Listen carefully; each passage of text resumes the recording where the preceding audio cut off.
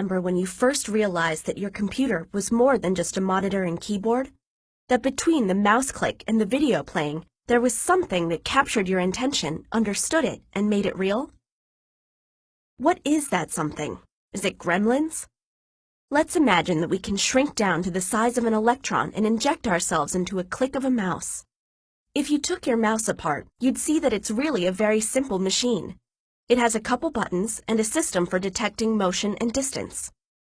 You might have an optical mouse that makes these measurements with lights and sensors, but older ones did this with a hard rubber ball and some plastic wheels. Same concept. When you click the button on your mouse, it sends a message to the computer with information about its position.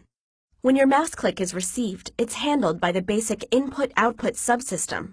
This subsystem acts like the eyes and ears and mouth and hands of the computer. Basically, it provides a way for the computer to interact with its environment. But it also acts like a buffer to keep the CPU from being overwhelmed by distractions. In this case, the I/O subsystem decides that your mouse click is pretty important, so it generates an interrupt to the CPU. Hey CPU, got a click here. The CPU, or Central Processing Unit, is the brains of the whole computer. Just like your brain doesn't take up your whole body, the CPU doesn't take up the whole computer, but it runs the show all the same. And the CPU's job, its whole job, is fetching instructions from memory and executing them. So while you're typing, maybe really fast, like 60 words a minute, the CPU is fetching and executing billions of instructions a second. Yes, billions, every second.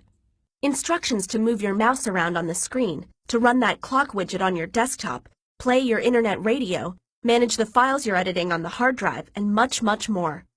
Your computer's CPU is one heck of a multitasker. But oh my gosh, there's a very important mouse click coming through now. Let's drop everything now and deal with that.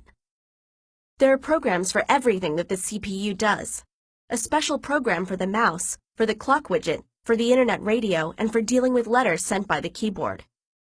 Each program was initially written by a human in a human-readable programming language like Java, C++, or Python.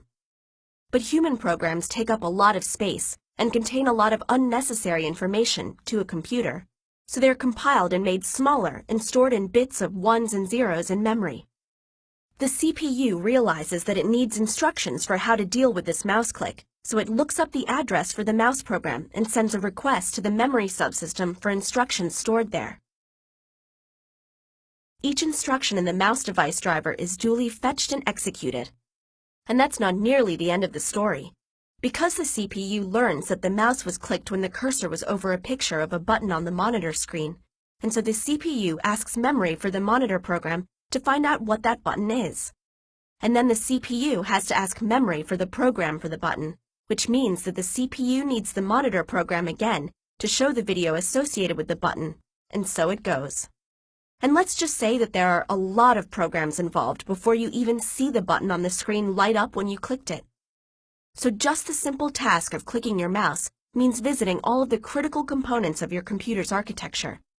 Peripherals, the basic input-output system, the CPU, programs, and memory, and not one gremlin.